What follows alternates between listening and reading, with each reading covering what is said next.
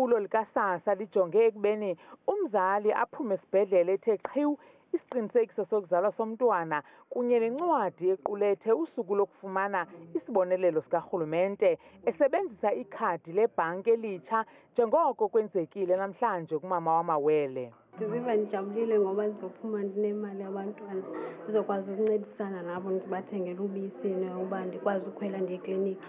Kanti nabantu abadala bavuyela ukuhanjelwa emakhaya ngamagosa kuba alifikanga ligalelekile ixesha lokuphelelwa kokutshintshwa kwamakhadi ambala wegolide ngomhla wama-20 kule nyanga.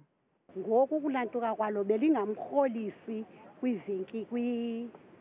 kwiivenkile, belimrholisa kwi-ATM ngaphandle ebhankini, kufuneka lingene ebhankini, into unobangela uba ndimtshintshele kwenye ibhanki ngoku.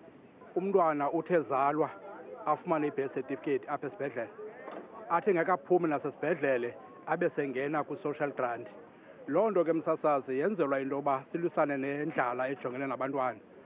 Kutshintsho lwekhadi eligolide kuya kwelimnyama, umphathi wakwa-SASSA ephondweni uthi umntu angakhetha ibhanka esenyongweni.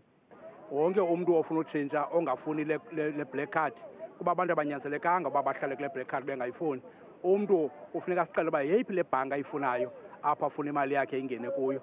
USASSA kuliphulo ubambisene nesebe lemicimbi yezekhaya nelezempilo. Sisibhedlele se-17 isilimela ukuncediswa nguSASSA ukubhalisa imveku okokoko ngoJulayi wanyakenye. Kulindeleke kuba amagosa akwa-SASSA atyelele nezinye izibhedlele ancedise kananjalo ekutshintsheni amakhadi ambala ugolide nakoonozala abatsha. Kwiindaba zethu kuChannel 163 oziphathelwa yiNewsroom Africa, ndinguNtsiki Noyiya esilimela esajonisi eMpuma Koloni.